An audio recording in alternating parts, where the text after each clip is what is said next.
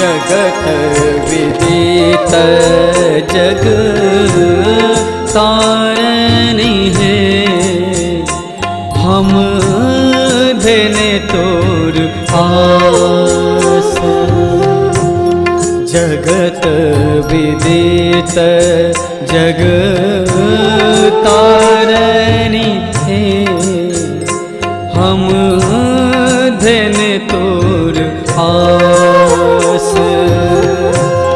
Up जस होयत जगत भरी है, मैं धरु मोर हाथ।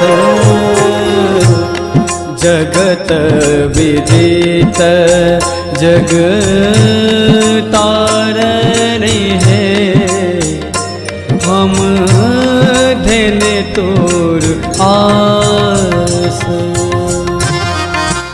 अहाँ सुन रहल छी MM प्रोडक्शनक प्रस्तुति क्षमा प्रार्थना।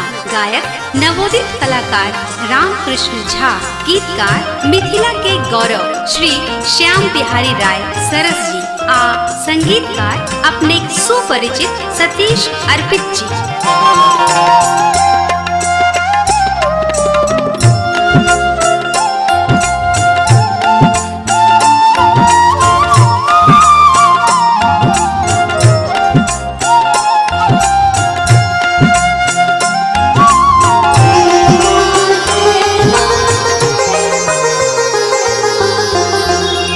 अधम अधीन छी आल है, आतुर अति भेला। अधम अधीन छी आल है, आतुर अति भेला। व्याकुल मन मोरा, व्याकुल मन मोरा, मूर्छित है देखू अच्छी भेला।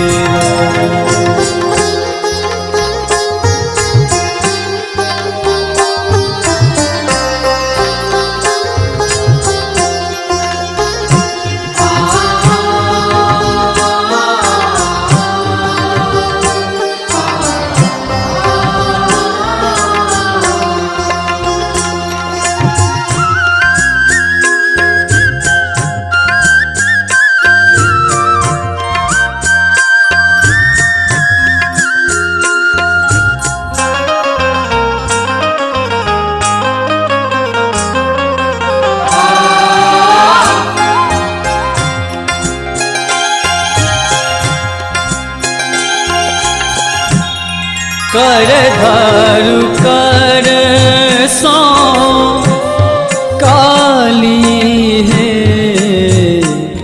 करुणा चितोर।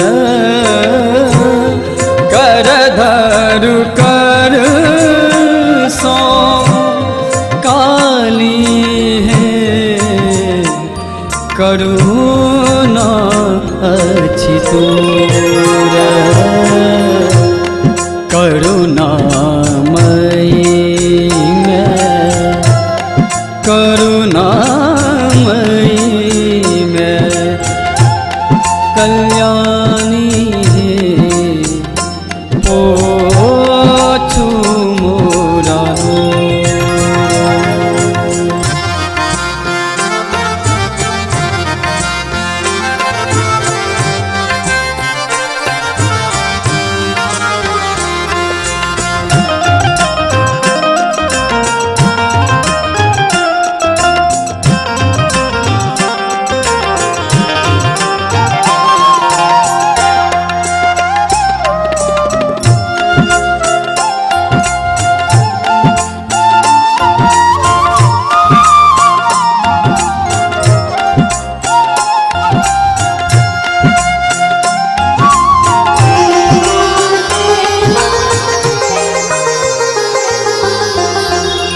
सरस अहाँ केर सेवक है सेवा लेल ठाढ़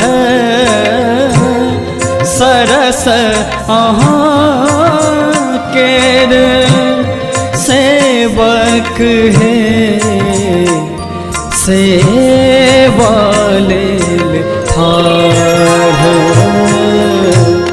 सुत बूझि शरण सुत बूझि शरण लगावो हे देव फूलक हार